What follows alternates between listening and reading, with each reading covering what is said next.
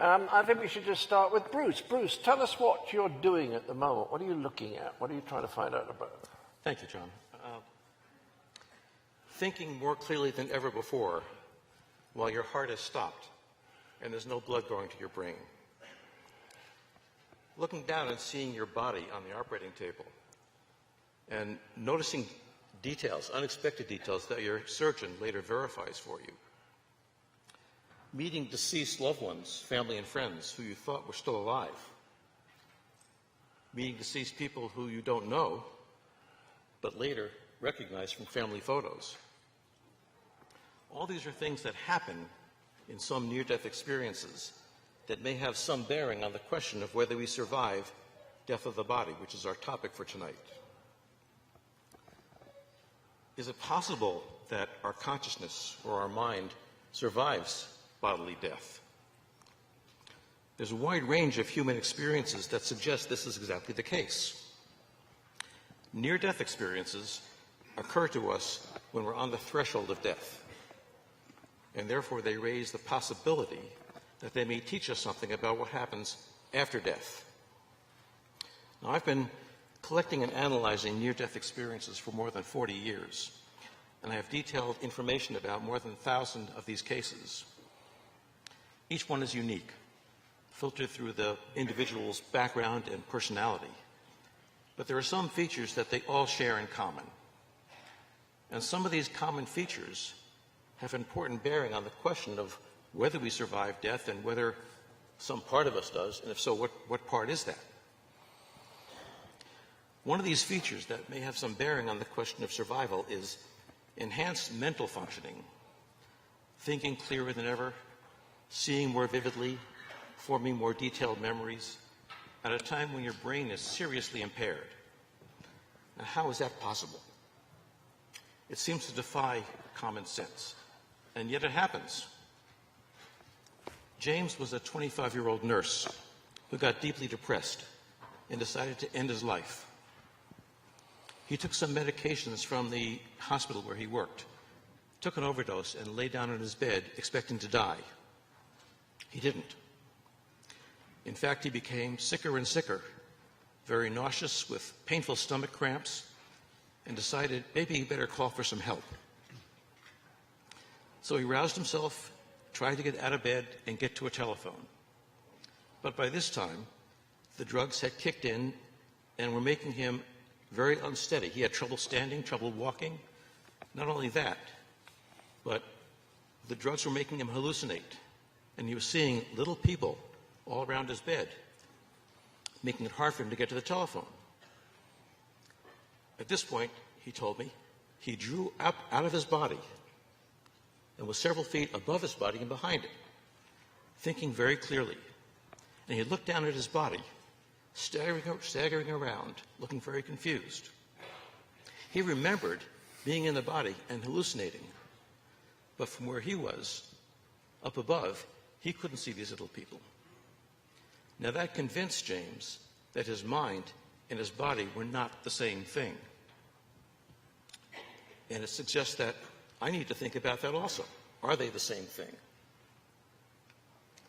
Another feature common to NDEs that makes us question whether we survive is seeing things accurately from some visual perspective not in the body. This too defies common sense. How can you see if you're not in the body? And yet it happens. Al was a 55-year-old truck driver who went to the emergency room with irregular heartbeat.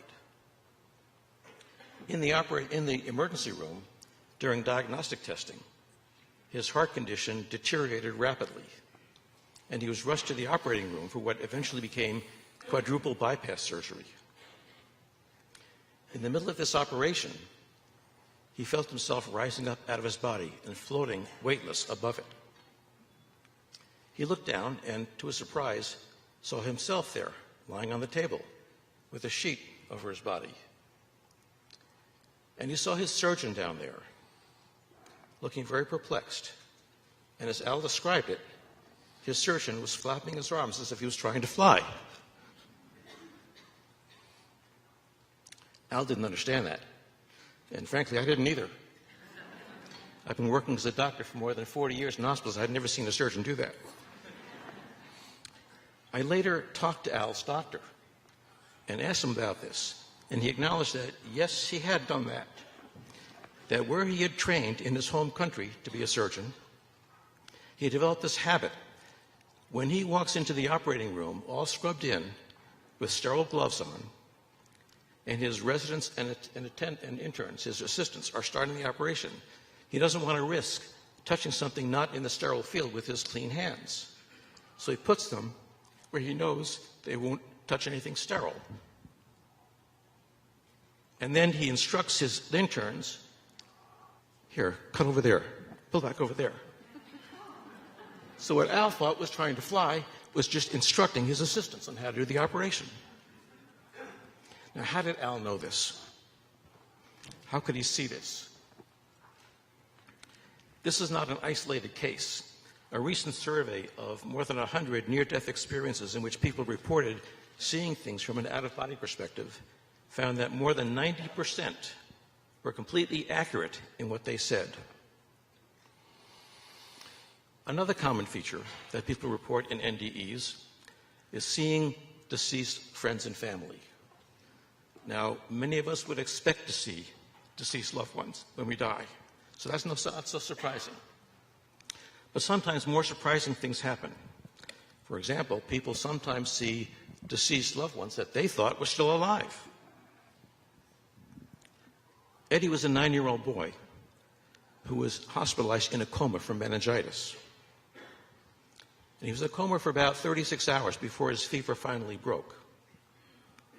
His family were gathered around him by the bedside all night long. And finally, about 3 a.m., he opened his eyes and excitedly told his parents that he had just been to heaven. And he'd seen his dead grandfather and Auntie Rosa and Uncle Lorenzo. And then he said, and I also saw my sister Teresa, who told me I had to come back. Now, Teresa was his older sister who was in college in Vermont, and as far as anyone knew, was perfectly healthy. Later that morning, when his parents went home, they immediately called the college, and they found that Teresa had, in fact, been killed in a car accident just after midnight. How did Eddie know about that? Jack was a 25-year-old electrical engineer who was hospitalized with pneumonia. One day, as his young nurse, Anita, was fluffing up his pillow, she mentioned to him that this weekend was going to be her 21st birthday, and she was going to be gone for a few days visiting her parents. Shortly after she left, Jack's condition went downhill, and he had trouble breathing. He eventually stopped breathing entirely.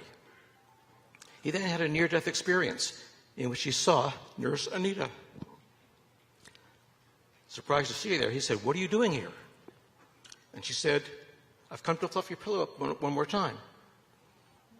And I'd like you to go back and tell my parents that I love them and I'm sorry I wrecked the red sports car." When Jack recovered, he told the nurse about this experience. She started tearing up and left the room immediately. Later, Jack learned that Anita's parents had in fact surprised her with a red sports car for her birthday. And excited to try it out, she raced down the highway and crashed into a concrete barrier, dying instantly. Now, how could Jack know this? How could Eddie know this? How can these things happen?